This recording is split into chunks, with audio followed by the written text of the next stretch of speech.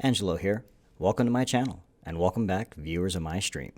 I'm here to talk about the new game, Daymare 1998. Now, as you can tell, this game is very reminiscent of the Resident Evil games. It is in fact a fan project that started originally as a Resident Evil 2 fan remake. Of course, after Capcom and friends found out about it, they decided to pretty much do a cease and desist to them, and instead of this company or group of programmers and gamers, instead of packing it all up and just calling it quits, they decided to create a all-new independent franchise or property, which is this, Daymare 1998. Now, as you can tell, the graphics definitely have been updated. It's a third-person, slightly over-the-shoulder camera. Now, I will admit they did do some things that I wasn't quite expecting. Like, as you can see, the time it takes to actually swap weapons is real time. So the time that you see me physically trying to switch weapons there, that's how long it takes from switching one to one. It's not like Resident Evil 5, Resident Evil 6 where it's instantaneous. It's literally your character has to grab it and move.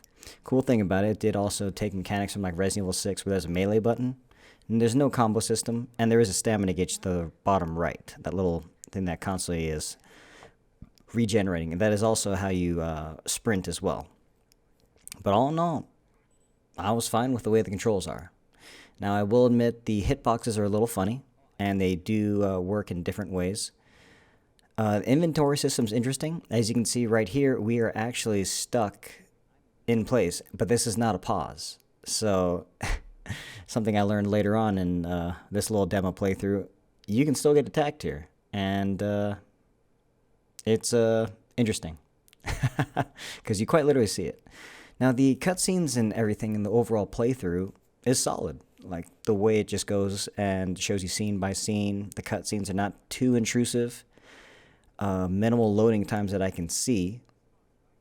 Overall character design, fine, passable. Like I said, independent game studio. I can't even be sure how many people are part of the studio, but honestly, I'm looking forward to it. To see what they can do in the future. The ambiance, the overall feel of the game, the darkness, it's not too hokey, and the best thing about it, there's few to little to none of the overall walking segments. Now, I'll admit this little puzzle right here kind of pissed me off a bit, but it's fine. It worked out. And this is a scene I was exactly talking about. Shortly hereafter, I take a little pause thinking that everything's good. I didn't take the audio cues, and wait for it. There he is. And this guy messes me up pretty damn good. It's awesome. But even that, it still gives you definitely that overall feel. And you can kind of see the hitboxes. Yes, it's here, there, maybe not. And you're not quite exactly sure. But again, it harkens back to what it was to have the overall survival horror. And then this is kind of middle to the near end of the demo. This is kind of like the Tyrant, their version of the Tyrant. Now, granted, you know, not the smoothest animations, but for some reason it's a charm, you know. I mean, the melee does work, and it helps me out pretty well. I will admit another thing that does definitely, that did definitely surprise me is when you reload, you drop your magazines. As you can see, it's right there on the floor, and you have to go back and pick it up. Now, the only other game that I was sure that did that was Metal Gear Solid 4, and you can use it to distract enemies. But here at first, I thought it was kind of hokey, and maybe it just didn't work out to what I thought it would be. But in the end, it started growing on me, and in the end, I could see how it could definitely be a unique feature. You can load up certain ammo, standard bullets, hollow point bullets, and just have them on the ready on the fly.